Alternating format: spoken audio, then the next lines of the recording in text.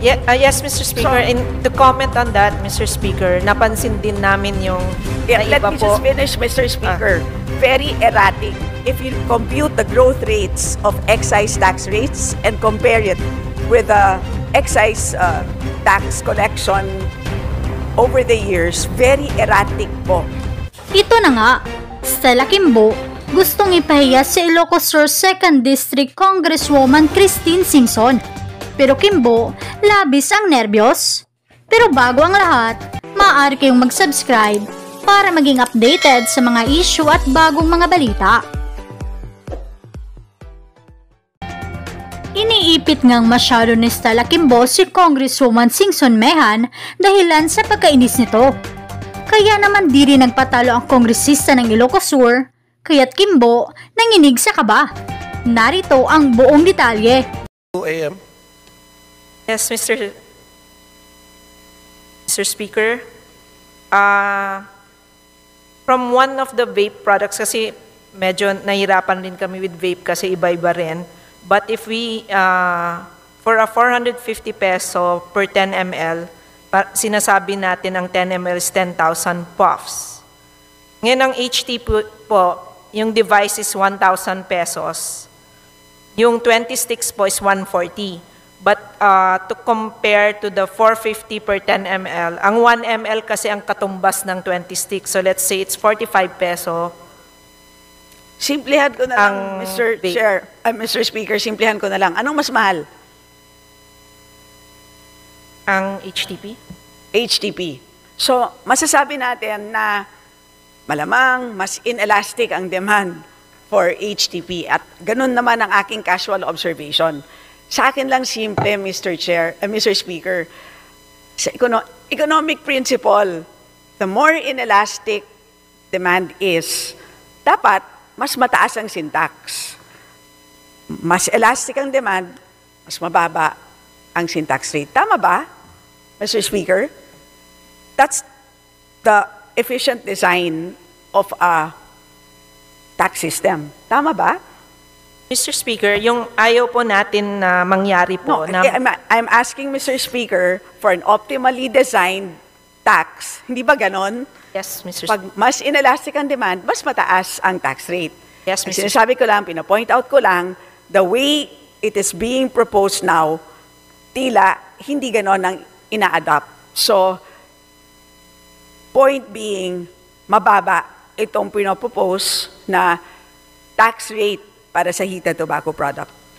Next point ko po is 10-year period ang pinopropose para sa syntax rates.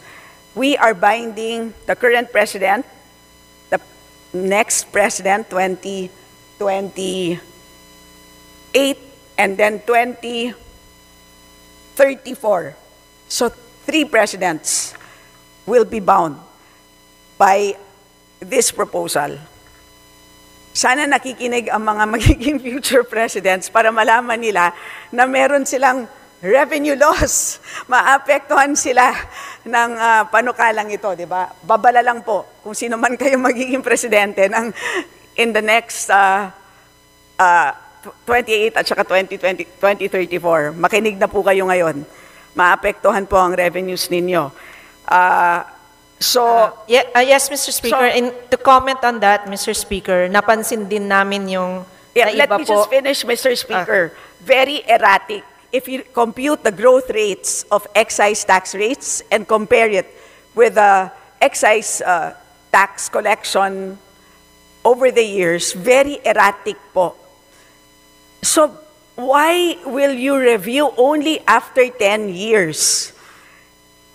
Ito na nga, di ba? You are proposing something on the basis of the last 2 years. Sinasabi ninyo, pumunta tayo sa Kongreso, pababain natin ang syntax rates because on the basis of the reduction in tax collections in 2022 and 2023, we'd better reduce tax rates for the next 10 years.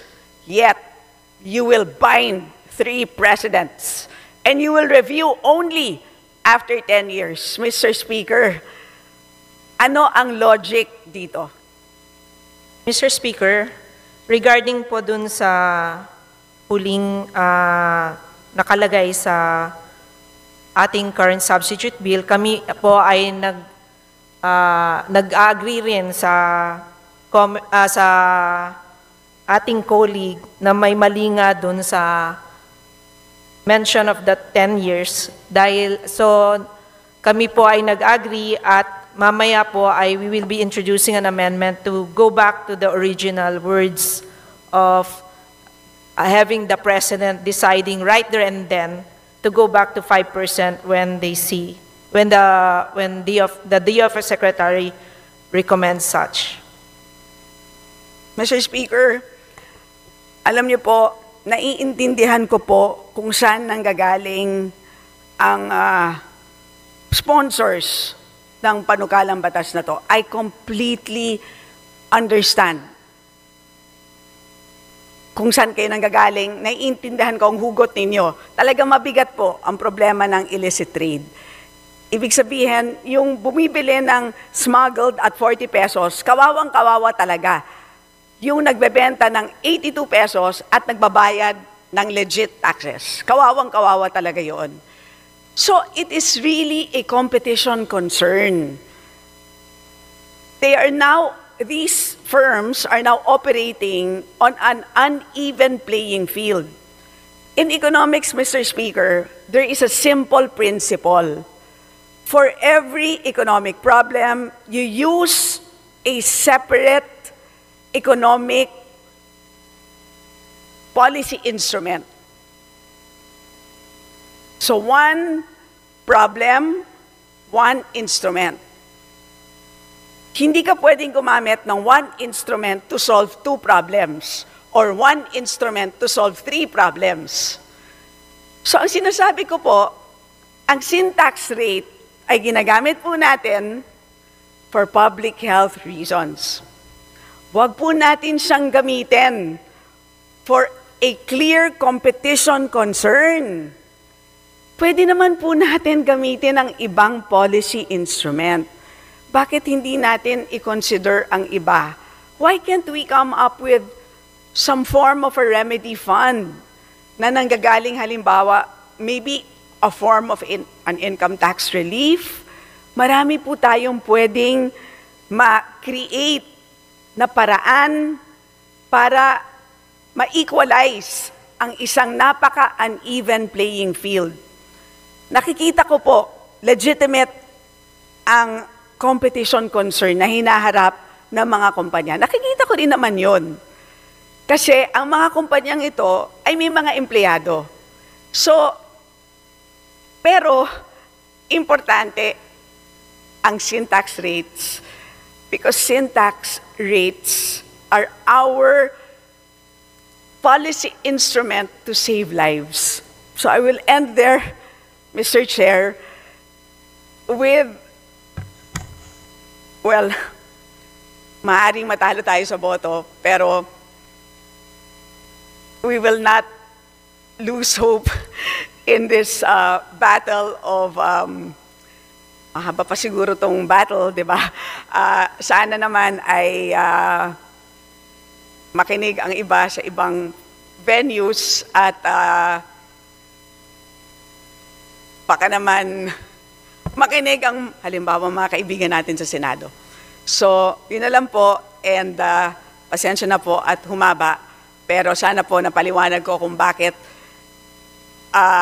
napaka-importante itong panukalang batas na to dahil ang pinag-uusapan po natin dito, buhay ng tao, buhay ng mga anak po natin. Yes, Mr. Speaker, we do agree with our colleague that we do want some projection from DOF. And as of today, the only statements we're getting from DOF is that on this matter that they submit to the wisdom of the Congress and pose no objection to the proposed moratorium effective 2026 and the proposal of, which was the previous proposal of a biennial indexation of 6% post-2026 moratorium. We note that BIR revenue data show that further successive increase increases in tax rates have failed to result in higher collections. Furthermore, we submit that a holistic approach is needed along with this proposed measure with continuing enforcement and improved tax administration. Mr. Speaker, hindi pa rin nasagot ang aking tanong. Kasi bakit natin kailangan yung sagot na yon?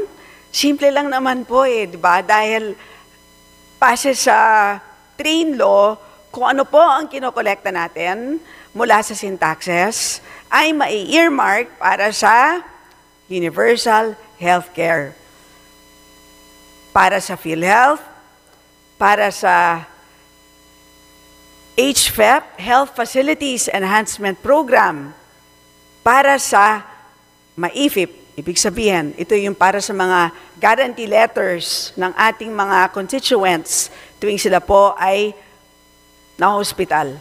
So, napakalaking bagay. Kaya, bago tayo umaksyon, mag-decide dito, hindi ba importante na malaman natin paano ba to mag-i-impact sa napaka-importanting mga programa? Lahat tayo dito, di ba yan ang inaabagan natin tuwing budget? HFEP, MAIP, PhilHealth, walang katapusan, binubulabog tayo araw-araw tungkol sa zero subsidy ng PhilHealth. Kaya hindi ko po matanggap na nauuwi tayo dito. Alam ko naman na matatalo naman kami ngayong gabi, pero hindi ko talaga matanggap na hindi natin alam ano ang mangyayari sa PhilHealth, MAIP, HFEP, nang dahil sa ginawa natin ngayong gabi. Sunod ko na lang po na tanong, Mr. Speaker, bakit kaya tayo nagmamadali dito? Pwede bang medyo hinay-hinay ng konti? Kasi ang dami pa sana natin pwedeng gawin, di ba, Mr. Speaker?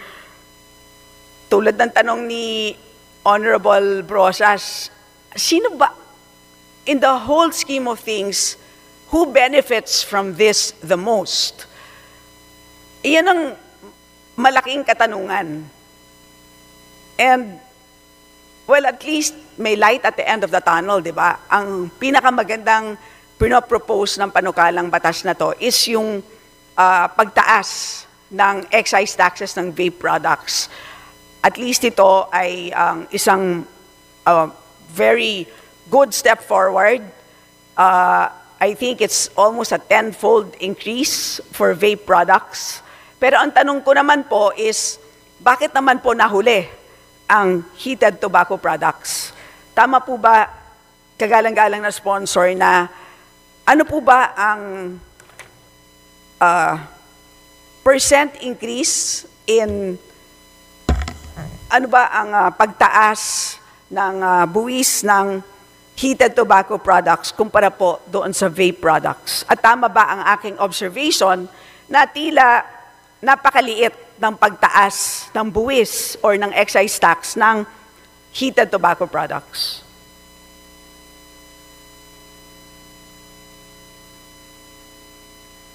One-minute suspension, Mr. Chair. We will try to compute how we arrive with the vapor product as we combined salt nicotine product. And to add as well, we are also having difficulty on deciding on the actual price increase for vapor products because we do know that there's varied technology in vapor products, and the recent report says that some with the new technology, there's even more puffs in a 1 ml as compared to others, and it's making it difficult for us to assess on how to really tax vapor products. And the proposal at the end was this 5% increase. Ulit, medyo confusing na naman po, Mr. Speaker, pasensya na po. Ang heated tobacco products, sa aking pagkaintindi, mula sa DOF mismo sa committee hearing, ang sabi nila, ang heated tobacco products ay similar din sa cigarettes, at least in terms of tax treatment. Yan ang naaalala ko po. Meron din pong 20 sticks in one pack. Tama po? Tama. Sa ngayon po, sa cigarettes, sa ngayon, 2025, ang excise tax ng cigarettes ay 66 pesos and 15 centavos. Tama? Tama. Pero para sa heated tobacco products, it's 35 pesos and 83 centavos. Yan ang current. So nakikita po natin na malaki ang disparity. Kaya, obviously, ang heated tobacco products ay relatively cheaper. At alam naman po natin kung relatively cheaper, syempre, magkakaroon ng tendency na mag-switch ka o lumipat ka doon sa mas mura. Ganun lang naman kasimple, di ba? At kitang-kita natin doon sa FNRI survey na especially among the youth, nagkakaroon talaga ng paglipat mula sa traditional cigarettes, mula sa e-cigarettes. Di ba? Yan ang nakikita natin. Kaya, ang nagustuhan ko dito sa panukala ay meron namang attempt na pataasin ang buwis ng both heated tobacco products at vapor products. Kaya lang, ang napansin ko, tila malamya ang pagtaas ng buwis ng heated tobacco products. Kasi mula 35.83, ang proposal ninyo is to increase it to 41 pesos. Tama po? Tama, Mr. Speaker. So, okay, merong konting taas, 35 to 41. Gayunpaman, 41 is still substantially less than 66.15. Yun naman ang aking tanong, di ba? Hindi ba ang sinabi ng DOF at sinabi niyo rin sa inyong sponsorship speech na uniformity ang gusto natin? Paano natin i-reconcile ang statements ninyo on uniformity of taxes doon sa panukala na hanggang 41 pesos lang pag heated tobacco products. Pero pag cigarettes ay 66.15 plus 2% the next year. Yes, Mr. Speaker. Ang pagkakalam po natin, ang heated tobacco product ay naiiba ang kategorya compared to a vapor product. So, para makumpara po ang tatlong products natin, yung conventional cigarette, ang conventional cigarette po, it burns dried tobacco leaves, so may combustion ang cigarettes that causes cancer. And for a heated tobacco product, it's not burned. It heats tobacco leaves, thus fewer harmful chemicals than traditional combustible cigarettes. At ito naman vapor products na nagko-contain pa rin ng nicotine, but no combustion, nag-aerosolize yung liquid po. And ang HTP kasi mas dun siya sa category na kapareho ng conventional cigarette. Pero may pagkakaiba lang yung dalawang produkto na to, at yung isa po may burning while the heated tobacco only heats. So, and plus the tobacco leaves po ng heated tobacco po is half the size of a tobacco cigarette. So, ang category po ng heated tobacco noon po, nung napag-usapan po ang syntax sa mga ganitong produkto, yun po yung na-discuss nung, I think it was discussed in the BICAM at that time, yung pagkakaiba ng mga products na to. Pero and plus, recently po, nagkakaroon kasi ng reports on vapor products nga, kaya nahirapan rin silang ma-analyze kung paano nga i-compute rin yung taxes ng vapor products because of certain vapor products that has more puffs in 1 ml.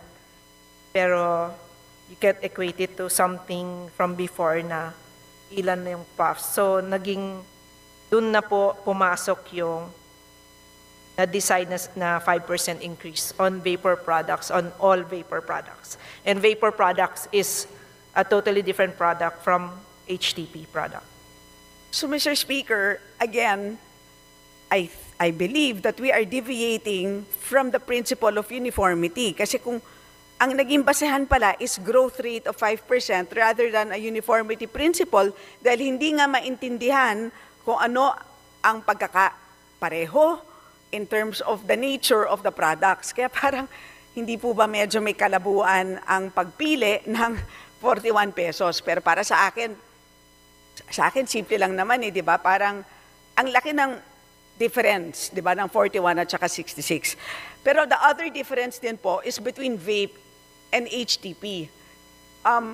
Maaari bang malaman kung how different are the users or the markets ng vape products at saka HTP? Mr. Chair, may I ask in what terms yung In gusto na terms difference? of income segment? Siguro pwede natin makita in terms of price points. Pagdating sa vape products, ano bang price points ng vape products? Mas mababa ba ang price points ng vape products kumpara sa heated tobacco products?